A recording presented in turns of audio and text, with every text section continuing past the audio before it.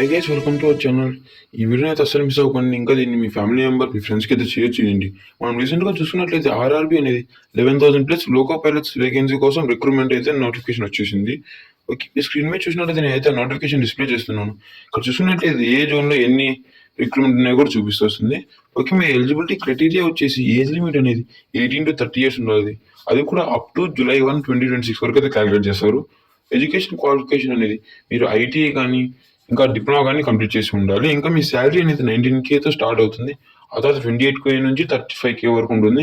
ఇంకా మీ బెనిఫిట్స్ వచ్చేసి HRA, DA, ఇంకా మీకు ఎక్సెట్రా అనేది నేను పైన అయితే మీకు స్క్రీన్ మీద డిస్ప్లే చేశాను. ఇంకా ఈ అప్లికేషన్ అనేది నిన్న అంటే ఎస్టర్డే 15 May అయితే స్టార్ట్ అయింది. ఇంకా లాస్ట్ డేట్ వచ్చేసి 14 June వరకు అయితే ఉంది. ఇంకా దీన్ని ఎలా అప్లై చేయాలంటే నేను మీ కింద డిస్క్రిప్షన్లో అయితే ఒక లింక్ ఇచ్చాను. నేను క్లిక్ చేసినట్లయితే మీకైతే ఇంటర్ఫేస్ ఇలా వస్తుంది. ఇక్కడ అప్లై నౌ క్లిక్ చేయగానే మీకైతే నేను స్టెప్ వైజ్ అనేది ఎలా అప్లై చేయాలో చెప్తాను.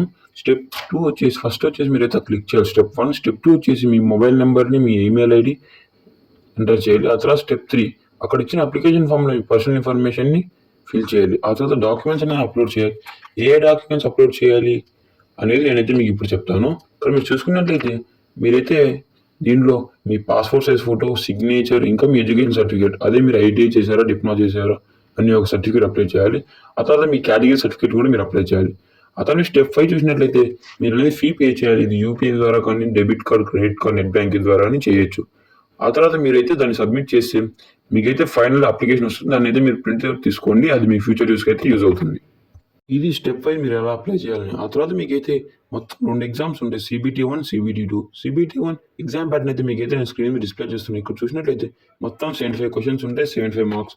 ఇంటూ నెగిటివ్ మార్క్స్ కూడా ఉంటాయి, వచ్చి 1/3. అంటే మీరు 3 రాంగ్ పెడితే మీరు ఒక రైట్ పెట్టినా కానీ ఆ మార్క్ అనేది వెళ్ళిపోతుంది.